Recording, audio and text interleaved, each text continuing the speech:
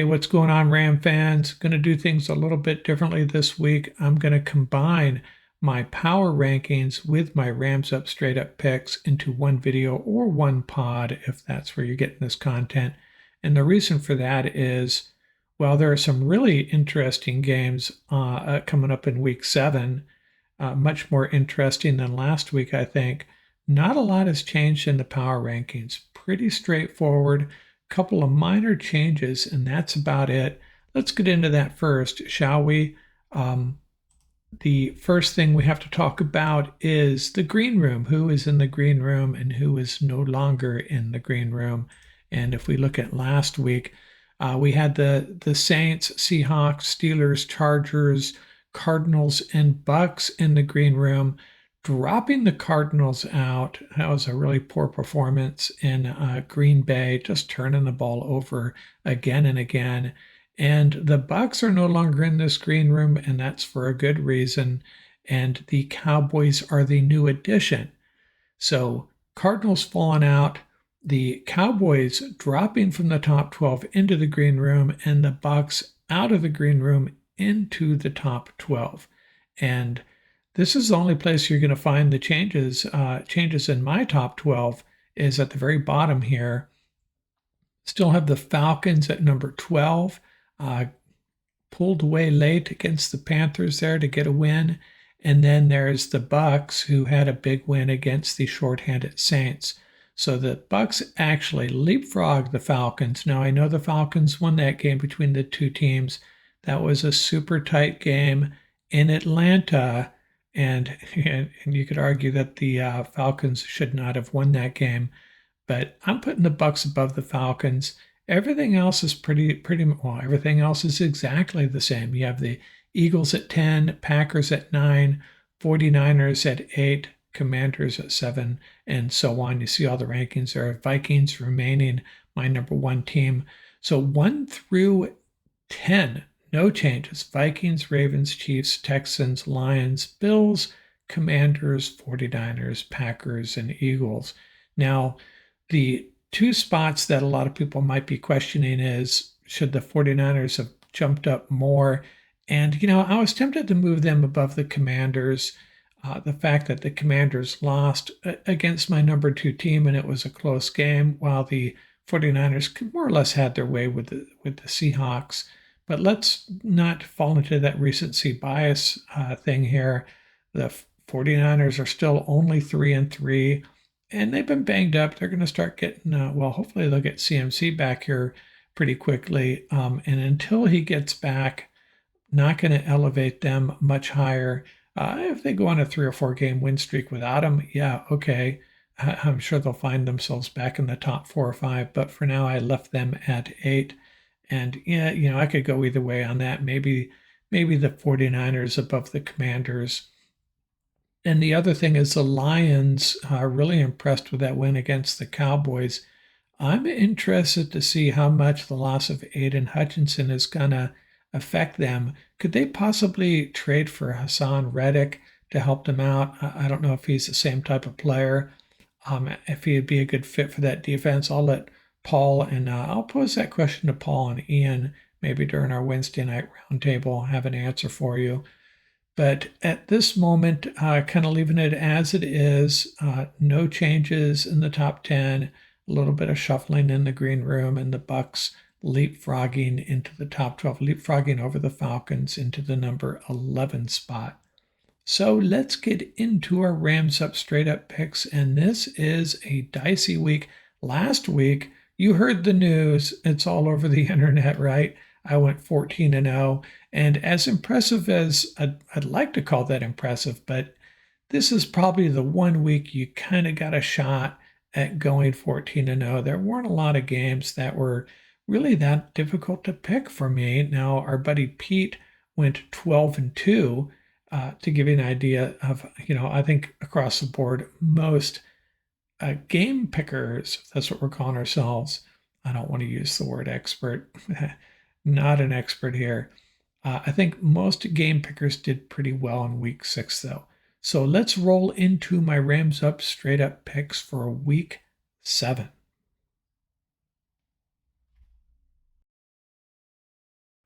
First game up, Broncos at the Saints. Broncos favored by 2, and that's mostly due to the situation at quarterback for the Saints. Apparently going to be Spencer Rattler again. Man, Saints look so good coming out of the gate. 2 straight wins. It's kind of fallen apart. Lots of injuries. Broncos, not a lot to get excited about there either. Bo Nix versus Spencer Rattler. Broncos lead the series 9-3. Broncos have won 4 of the last 5 played in New Orleans. I'm going to take the Broncos to win on the road here. That's the Thursday night game. Patriots at the Jaguars in London. Jags favored by 5.5. Seems like an awful lot to me. Trevor Lawrence versus Drake May. Man, there are so many young quarterbacks scattered across the league at this point. We've already talked about Spencer Rattler, Bo Nix, and now Drake May. Patriots lead the series 12-2.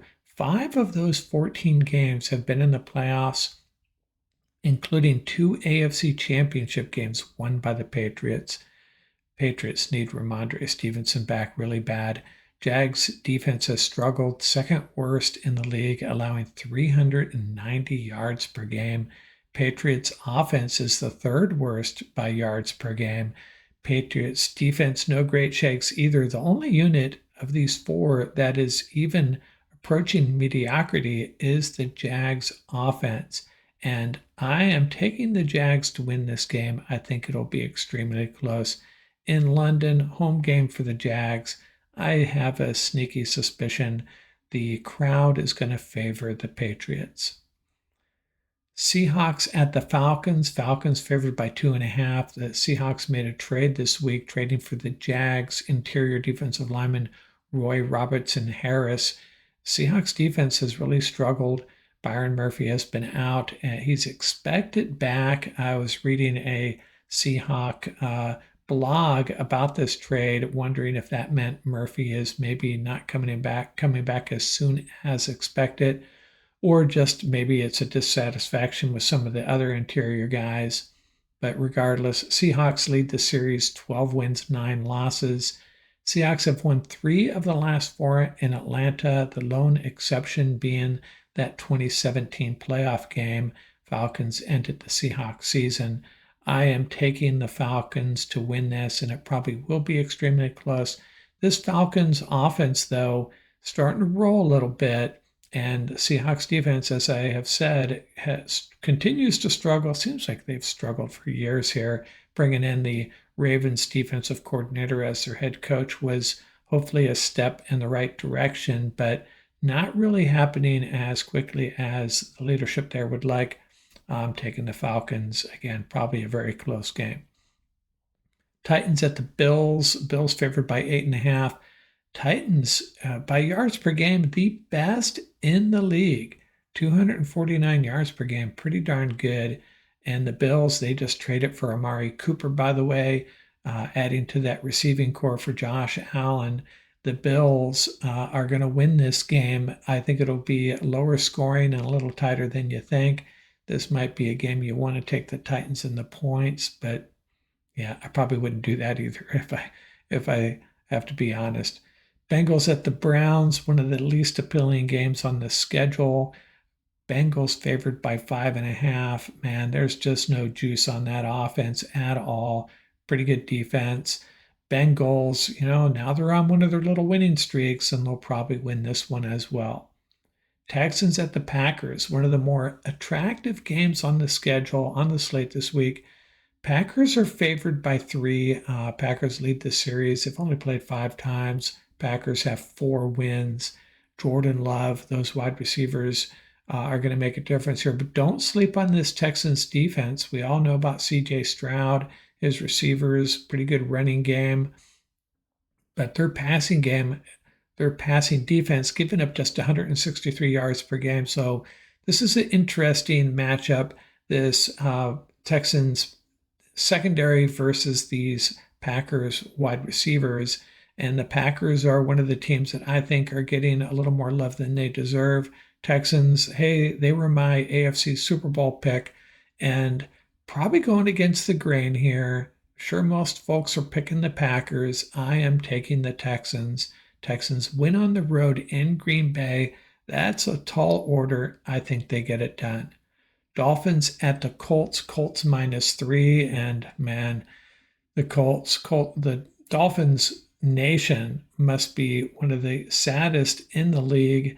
Man, riding high, all these weapons, their fun coach, flashy team, just so much fun to watch. And then they lose Tua, and it all kind of falls apart.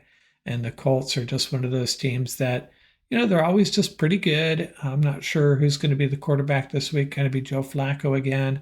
Not sure if Jonathan Taylor's going to be back either. I thought he'd be back next week.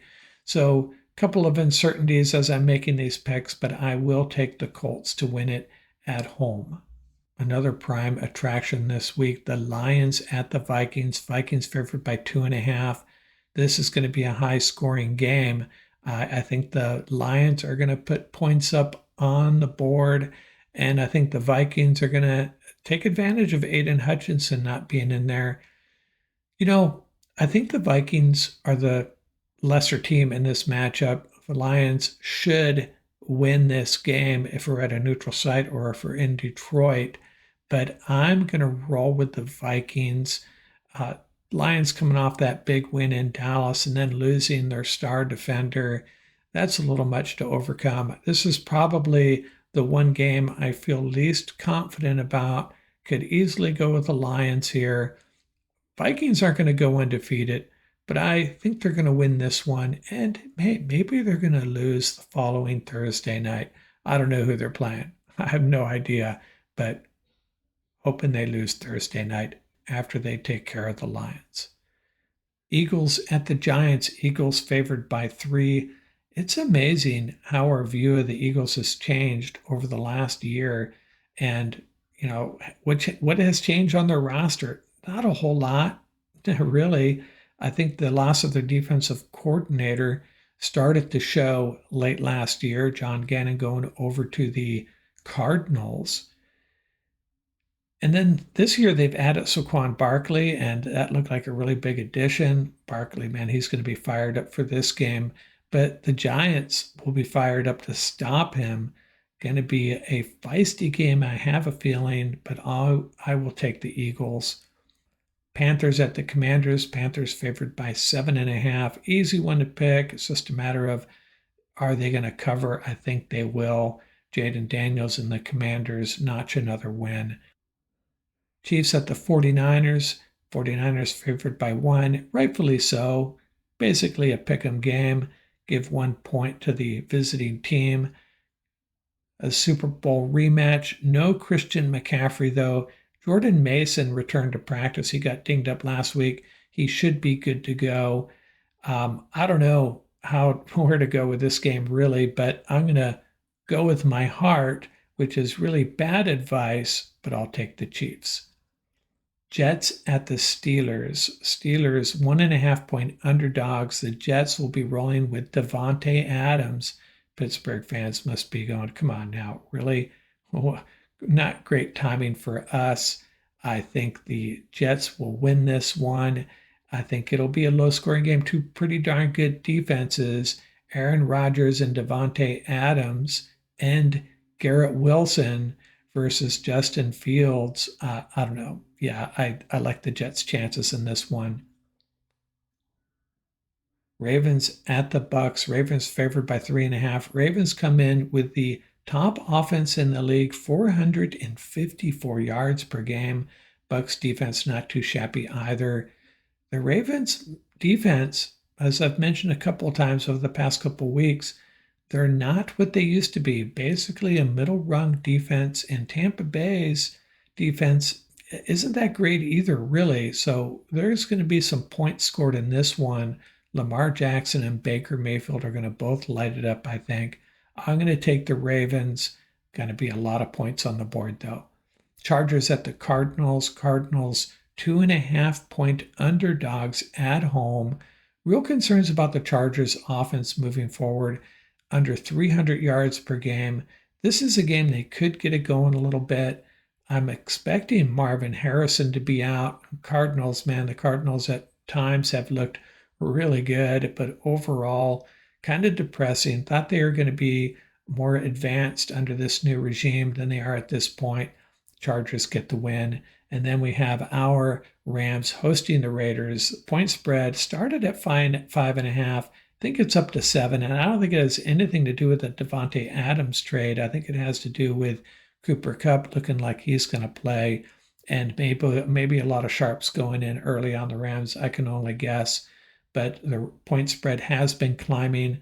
And I think the Rams are going to play a clean football game for the first time this year, perhaps, and get a solid win at home over the Raiders. That's it. That's my week 7 Rams Up Straight Up picks for you.